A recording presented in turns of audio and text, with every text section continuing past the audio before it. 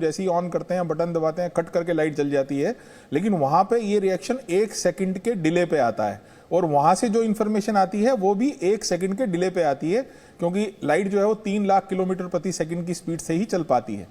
सो ये जो डिले है, उस डिले को कैलकुलेट करना, फिर उस डिले उसको कैलकुलेट करते हुए इंस्ट्रक्शंस देना और वेट करना कि इंस्ट्रक्शन वहां पहुंचे, उसका रिएक्शन आ जाए, ये सब ह्यूमन माइंड के लिए बहुत ही डिफिकल्ट सिनेरियो है। जैसा आपने कहा, चांद की ज्योग्राफी भारत की पृथ्वी की ज्योग्राफी की तरह नहीं है, अभी बहुत कुछ डेवलप होना है। तो हमें अपने एरिया को बड़ा प्रिसाइज कंट्रोल करना है, उसी पॉइंट पे जाकर के लैंडिंग करानी है, और उससे बहुत पहले हमने 100 किलोमीटर के ऑर्बिट में अपने इस प्रोपल्शन जो यान है उसको रखना है। फिर उसने डी ऑर्बिट करके धीरे धीरे विक्रम लैंडर को उतारना है, और लैंडर में हमने बहुत सारे चेंजेस ऑलरेडी कर लिए हैं। वो शॉक ले भी जाता है तो भी ठीक जगह पे उतरना अपने आप में बहुत ही महत्वपूर्ण है। अब इतनी सारी कैलकुलेशंस ह्यूमन माइंड कर तो सकता है, लेकिन उस स्पीड से नहीं कर सकता जिस स्पीड से कंप्यूटर्स या एआई कर सकते हैं। तो इनफैक्ट कमांड्स भी एआई के दे दिए जाते हैं कि कमांड भी एआई के रूप में जाएं, और वो सारे प्रोग्राम की जो टेस्टिंग है वो इसरो बहुत पहले से करता हुआ आ रहा है, पर्टिकुलरली चंद्रयान के लिए, क्योंकि इस बार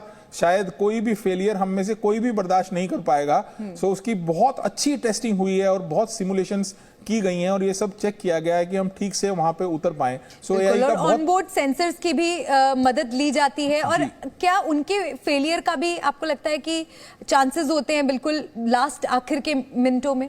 देखिए, अब भारत की टेक्नोलॉजी इस लेवल पे आ चुकी है, उसमें हम लोग किसी भी चीज को स्पेस में भेजने से पहले जो टेस्टिंग करते हैं, उसके बाद ये पॉसिबिलिटीज अब बहुत रिड्यूस्ड हैं कि हमारे को ये फेलियर मिले।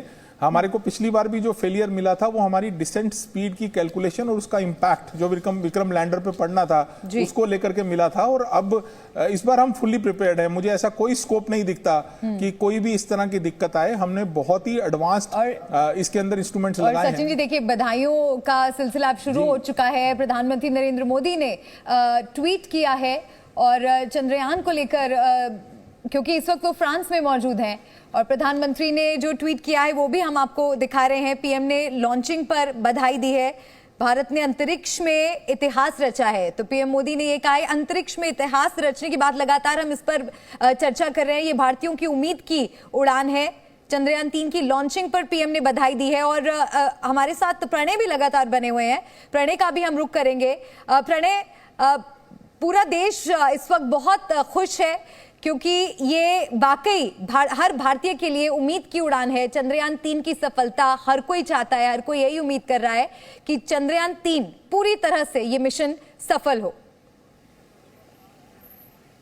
बिल्कुल मलिका, हर कोई ये चाहता है। देश के अलग अलग कोनों से साइंस एंथुसियास्ट यहाँ पर आए हैं। महाराष्ट्र के गोंदिया से आए नीरज वर्मा हमारे साथ हैं, उनकी पत्नी, और वो दोनों ट्राइबल इलाके में बच्चों को साइंस और स्पेस के बारे में बताते हैं, अंतरिक्ष के यान क्या होते हैं, किस तरीके से। और वो चंद्रयान 3 की लैंडिंग के समय में बच्चों को यहाँ पर लेकर आना चाहते हैं, उसके लिए कोशिश कर रहे हैं। क्या नाम? जी सर, जो आपकी कोशिश थी वो कहां तक पहुंची है? सर, मैंने अभी बेंगलुरु इसरो तक अपनी लेटर दिया हूं, मेल दिया हूं कि आप हमारे साउथ के बच्चे अधिकतर बैठते हैं ना, तो हम महाराष्ट्र के बच्चे हमारे। आसमान में आज जब चंद्रयान उड़ रहा था, जब उसने छलांग लगाई, जब उसका लिफ्ट ऑफ हुआ, तो क्या रोमांच था आपका? रोमांच ये था कि आज मेरा पहला जो फेल होने के बाद हम लोगों ने हिम्मत नहीं हारे और डबल अपनी इच्छा शक्ति से थर्ड। एक बार हम दर्शकों को पीएम का ट्वीट दिखा देते हैं, उस पर भी आप लोगों का रिएक्शन लीजिएगा।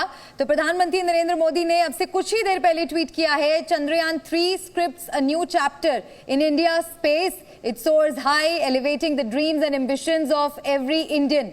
This momentous achievement is a testament to our scientists' relentless dedication. I salute their spirit and ingenuity. आप लोगों से बात कीजिए और